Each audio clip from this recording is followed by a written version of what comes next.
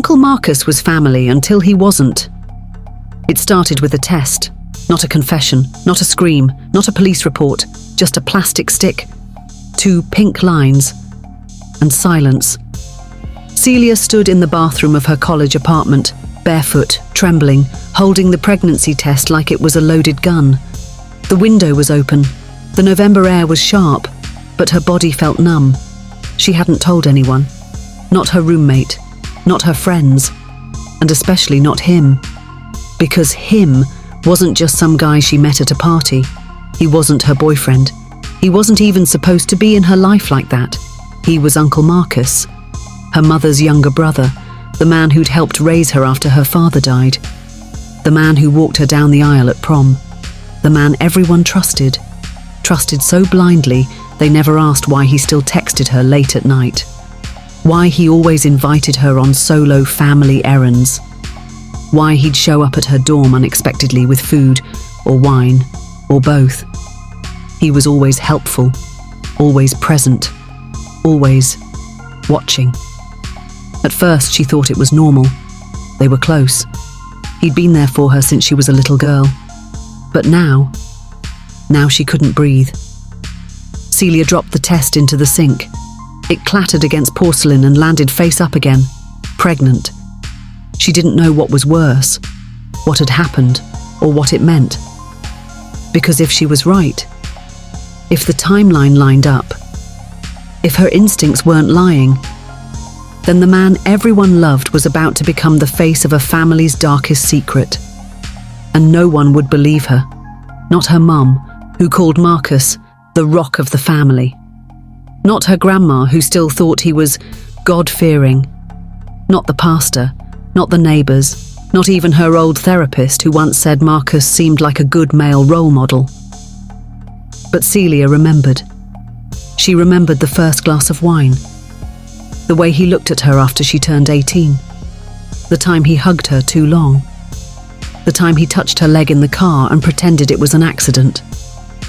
She remembered the night she woke up confused, with her clothes out of place and Marcus sitting on the edge of the bed saying, "You had a bit too much. Just rest." But now the truth was growing inside her, and she couldn't unknow it. Not when the test was screaming at her. Not when the memories wouldn't shut up. Not when her life was about to become a courtroom. Not when she realized she might love a man who never loved her back, only controlled her, used her, and now left her with a decision no 21-year-old should ever face alone. If your entire family loved someone you knew was dangerous, would you stay quiet to protect them, or speak up and risk being destroyed? Drop your thoughts in the comments. And if you need to know what happened next, stick around. This only gets darker. Celia didn't go to class that week. She told her roommate she had the flu, locked herself in her room, turned off notifications, and every night she stared at the pregnancy test on the sink, like it might blink and tell her she was wrong. But deep down, she knew. Not just from the nausea or the late period. She knew from the way Marcus had looked at her last time he came to drop off groceries, from the way he closed the door behind him, slow and soft, from the way he brushed her hair from her face when she looked dizzy and said, "You need to rest, sweetheart. You've been doing too much." She remembered saying no, not loudly, not screaming, because that's not how it happened. It was softer, more careful, more calculated. Marcus didn't threaten her. He didn't force her. He made her question herself every time. "It's okay, Celia. You're tired, that's all. You always look so beautiful when you're sleepy. You said you loved me, didn't you?" By the time it got physical, she didn't even know what to call it. It wasn't love. It wasn't assault. It was a fog. And in that fog, Marcus thrived. He was the kind of man who never yelled, never raised a hand, but made you feel like your silence was your choice, that your confusion was your fault. Celia started writing everything down, not for the police, not yet, but for herself. In the back of her Psychology 203 notebook, she scribbled, "First time it happened, August 12th after wine. He said I looked like my mum. I remember waking up, sore. I didn't say anything because I didn't know what had happened. She was documenting a crime she hadn't admitted to herself yet. And Marcus, he was still texting her, still checking in, still calling every Sunday night to ask if she needed money, or a ride home, or a quiet place to think. He even sent a meme once, something about crazy hormones and women needing chocolate. Celia stared at it for 5 minutes before deleting it. She had considered telling her mum, but her mother worshipped Marcus. To her, he was the dependable brother, the father figure when Celia's dad died, the one who never missed a birthday, the man who sacrificed his own life to help raise Celia.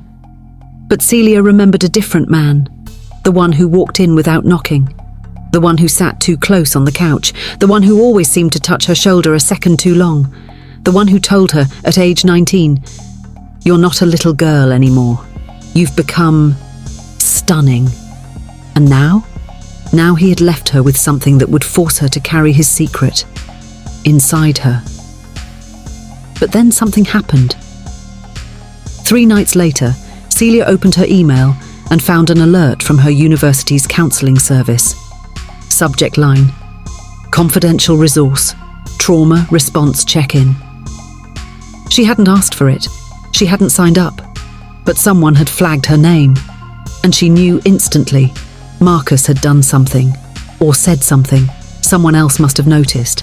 Or maybe she slipped. Or maybe someone else was hurting too. The fog was lifting. And Celia was about to remember something she'd buried years ago. Something that changed everything she thought she knew about Marcus. And about herself. Celia didn't sleep the night the email came. It sat in her inbox like a bomb she was too afraid to open. From University Health Services subject: trauma response check-in, confidential, voluntary, no record. She paced the floor, opened the fridge, closed it. Then finally, clicked. Inside it was short, a link to schedule an appointment. A message that read, "You've been referred by someone concerned for your emotional well-being. This is a safe space." She stared at it for 10 full minutes. Who referred her? Her roommate? No, they barely talked. A professor? Maybe. She had been distant lately, but something about the timing made her wonder. Was Marcus getting nervous? Was this him trying to control the narrative? Still, she clicked the link, scheduled the session, because something in her gut, something older than the pregnancy test, older than the wine, older than the numb mornings, told her it was time.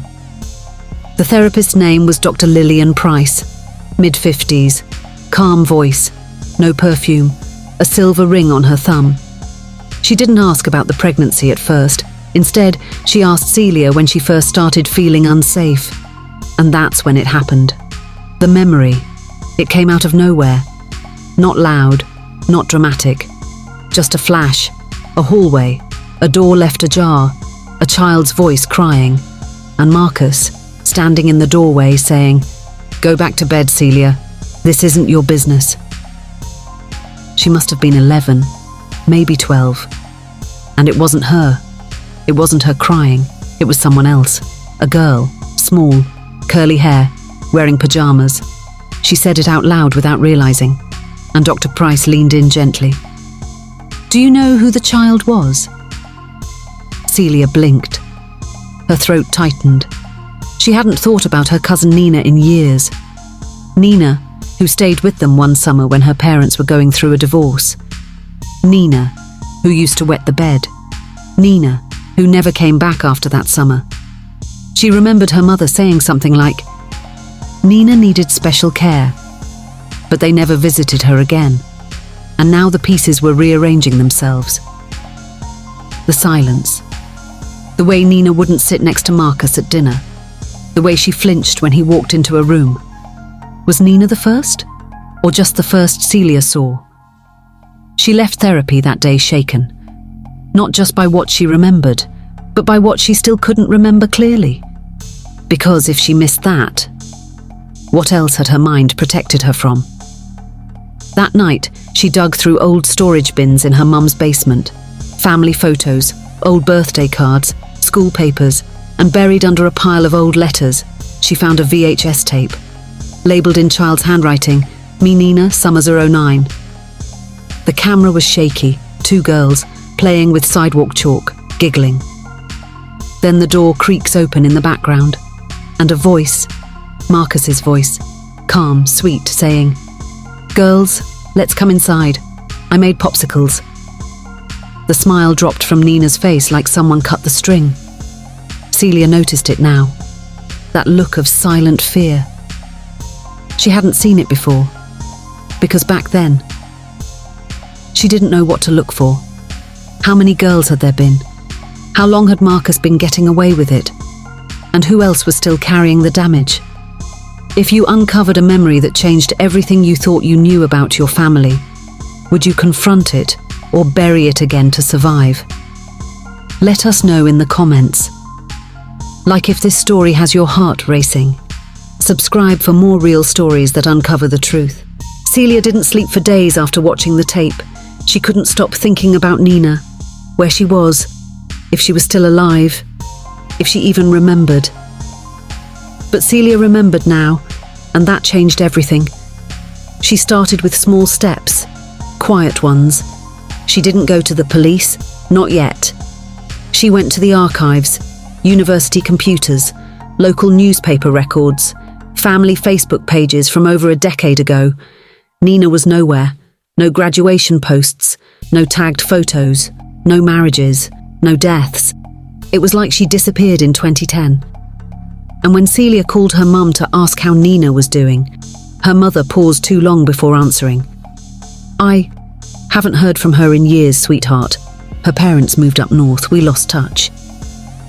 But Celia could hear something in her tone. Not guilt.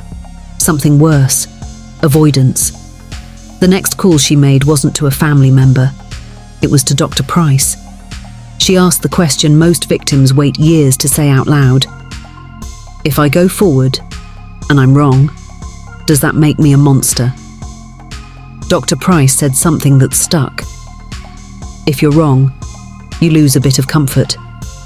If you're right, you might save someone else's life." So Celia started recording. She put a voice memo app on her phone. Every call with Marcus, every casual message, every creepy comment. She didn't bait him. She just let him be himself. And slowly, like a spider too arrogant to hide, Marcus revealed just enough. A voicemail from him saying, "We've always had something special, Celia. You don't need to label it. It's just us." A text that said, "You don't need to tell anyone. You know how your mum gets. I'd lose everything. We both would." She sent the recordings to an anonymous email. She labelled the file, "In case anything happens to me," because she didn't feel safe anymore. Not in her dorm, not around her family, not when she started seeing Marcus's car parked across the street at night. Then, something shifted. She got a message from an unknown Instagram profile. Just a first name, Janelle. "Hey, you don't know me, but I think we have Marcus in common. Can we talk?" Celia's heart dropped. She clicked the profile. No pictures, just a single quote in the bio. "Sometimes silence is the loudest scream." They met at a coffee shop in a neighbouring town. Janelle was 28, quiet, wore long sleeves despite the heat. And the moment she sat down, she said, "You're not crazy. I've been trying to find someone else for years." She had a journal, names, places, incidents, and a photo from 2008, a school event, where Marcus was standing behind Janelle with his hand just barely too low on her back. She looked at Celia and said, "He said the same things to me. That I was special, that it wasn't wrong, that we were soul bonded. I was 14. Celia felt her whole world tilt. She wasn't alone. And now, she wasn't helpless either. Together they contacted a local advocacy group, spoke to an investigative journalist, and built a timeline of Marcus's patterns. Summer internships, church camps, babysitting nights, uncle visits that always ended with silence. But they needed one more thing, one more voice. Nina. Celia dug deeper, called her old school district. Eventually, she found an old teacher who remembered Nina being pulled out suddenly. And with that lead, she tracked down a rehab facility. Nina was alive, and when Celia finally got through to her, Nina didn't say hello, didn't ask who she was. She just whispered, "You remember too, don't you?" No more running, no more fog. The next call Celia made was to the authorities, because what started as one girl's nightmare was about to expose a predator who'd hidden in plain sight for 20 years. And when they knocked on Marcus's door, he answered with a smile, as if he still believed no one would believe her. When the officers came for Marcus, he didn't resist. He didn't ask why, didn't scream, didn't cry. He just adjusted his shirt, looked Celia dead in the eye and said, "You really don't know what you've done." But she did. The investigation was swift and brutal. 3 women came forward in the first 48 hours. By the end of the month, there were 11. Some were relatives, some weren't. One was Nina, who testified remotely from a women's shelter in another state. Her voice cracked, but she didn't break. "He told me I made him feel less lonely. I was 9. The evidence? Overwhelming. The journal Celia had built with Janelle, the voicemails, the old VHS tape, the testimony of survivors across 2 decades. Marcus's defense team tried everything, said the girls were confused, said Celia had mental health issues, said it was a family vendetta. But the jury saw through it. On the 9th day of the trial, Marcus Monroe was found guilty on all counts, including aggravated assault of a minor, coercion, and repeated child endangerment. He was sentenced to 170 years without parole. And for the first time, the family stopped defending him. Even Celia's mother, who'd once said, "Your uncle would never," wept in the back row, clutching a photo of Celia as a little girl. After the verdict, Celia didn't smile. She didn't celebrate. She just exhaled. Because justice doesn't always come with joy. Sometimes it just comes with silence. But there was a twist no one expected. Months later, during a routine prison review, authorities uncovered Marcus's private storage unit. Inside were hundreds of old camcorder tapes, labeled with girls' names, dates, some going back to 1997. It turned out Marcus had documented everything, and that became the second wave of justice. Over 20 new victims were identified. Several previously unsolved cases were finally connected, and Marcus Monroe became a national example of what happens when secrets are protected under the mask of family. As for Celia, she kept her child, a little girl, born on a cold April morning, with soft brown eyes and a quiet strength that reminded Celia of survival.